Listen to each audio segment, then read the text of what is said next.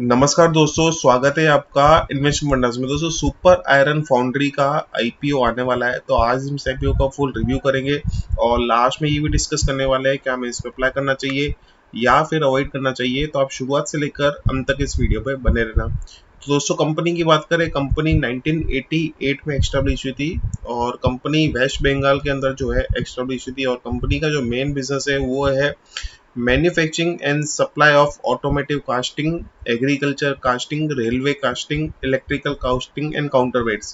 तो दोस्तों, ये कास्टिंग प्रोडक्ट्स बेसिकली कंपोनेंट्स होते हैं जो कि ऑटो इंडस्ट्री के अंदर जो है यूज होते हैं। ऑटो इंडस्ट्री बोलो या तो फिर जो रेलवे के अंदर जो कंपोनेंट्स यूज होते हैं उसका जो है कंपनी ये मैन्युफैक्चरिंग करती है। और यहाँ पे अगर मैं बात करूँ, कंपनी का 38 कंट्रीज में जो है एक्सपोर्ट रहता है, जैसे कि USA, Canada, UK, Germany, Austria, UAE, Oman, Qatar, और ये सभी यहाँ पे कंट्रीज दी हुई है, जैसे ऑस्ट्रेलिया, न्यूजीलैंड, और इसके अलावा जो है फिनलैंड और स्विट्जरलैंड में भी जो है कंपनी का एक्सपोर्ट बिजनेस रहता है। और जो दोस्तों मैंने प्रोडक्ट रेंज की बात की, उसमें ऑटोमेटिव कास्टिंग के अलावा कंपनी का जो है आयरन पाइप फिटिंग्स का भी रह जाए, तो पाइप फिटिंग्स का भी जो है कंपनी यहाँ पे मैन्युफैक्चरिंग करती है। और ऑटोमेटिव कास्टिंग के अंदर बेसिकली दोस्तों अगर आप देखोगे तो ये सभी प्रोडक्ट्स जो है कंपनी के जो है कंपनी मैन्युफैक्चरिंग करती है, जैसे सिलेंडर हुआ, इसके अलावा फ्रंट हाउसिंग, और ये सभी जो है इंटरनल कंपोनेंट्स है जो कि अलग अलग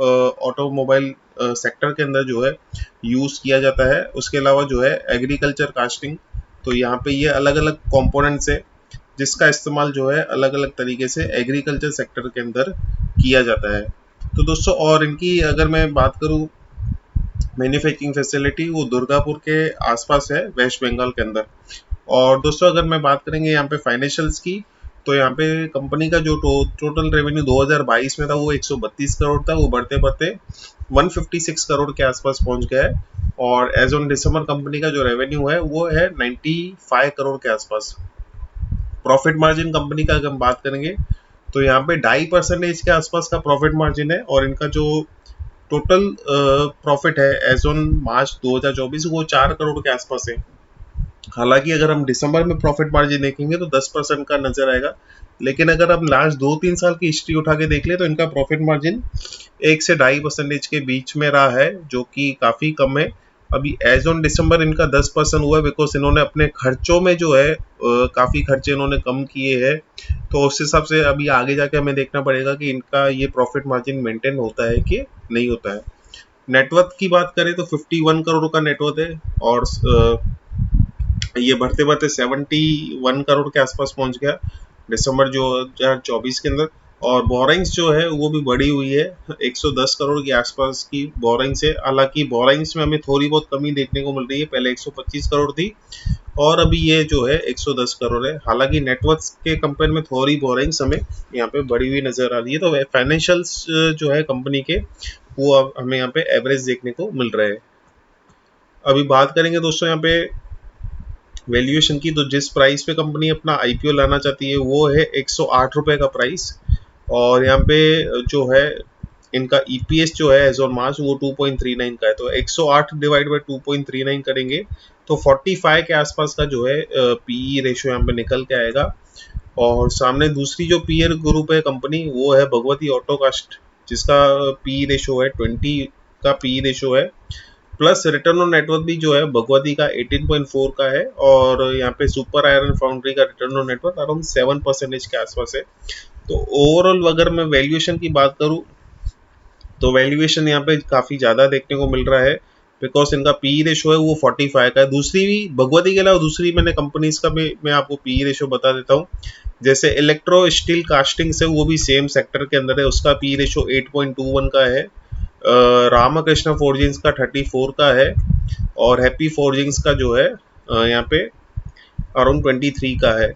और सबका अगर आप रिटर्न ऑन इक्विटी देखेंगे तो यहाँ पे 16% का है इलेक्ट्रो स्टील का, रामकृष्ण का 17% का है, और हैप्पी फोर्जिंग्स का 18-19% के आसपास का है। उसके सामने जो हमने यहाँ पे सुपर फोर्जिंग्स, यहाँ पे जो हमने सुपर आयरन फाउंड्री का देखा उसका रिटर्न ऑन नेटवर्थ है वो 6.97% का है, जो कि कम है। और क्योंकि इसका रिटर्न ऑन नेटवर्थ इसलिए कम है बिकॉज इसका प्रॉफिट मार्जिन जो है वो कम है, और ओवरऑल वैल्यूएशन भी यहाँ पे हमें हायर देखने को मिल रहा है as compare to the peer groups. Objects of the issue की बात करेंगे तो पहला जो रहेगा वो रहेगा funding of the working capital requirement. Second जो रहेगा वो रहेगा रीपेमेंट और prepayment of certain borrowings availed by the company, तो इनके ऊपर जो कर्जा है उसको ये कम करना चाहेंगे। और थर्ड जो रहेगा वो जनरल कॉर्पोरेट पर्पस। अभी बात करेंगे दोस्तों आईपीओ डिटेल्स की, तो ये आईपीओ आने वाला है 11 मार्च को और 13 मार्च को क्लोज हो जाएगा, और कट ऑफ प्राइस रहेगा 108 रुपये प्रति शेयर। इश्यू साइज जो है 68 करोड़ का रहेगा, पूरा का पूरा फ्रेश इश्यू रहने वाला है। और इसका जो बेसिकली आईपीओ का अलॉटमेंट है वो 17 मार्च को होने वाला है। 18 मार्च को रिफंड आ जाएगा, डीमेट अकाउंट में शेयर्स क्रेडिट हो जाएंगे 18 मार्च को। 19 मार्च को जो है इसका लिस्टिंग डेट रहने वाला है। रिटेल कैटेगरी में 50% ऑफ द शेयर्स और अदर कैटेगरी में 50% ऑफ द शेयर्स अलोकेट किए जाएंगे। रिटेल कैटेगरी में मिनिमम 1,29,600 और एचएनआई कैटेगरी में 2 लाख अराउंड 60,000 के आसपास आपको चाहिए होंगे अप्लाई करने के लिए।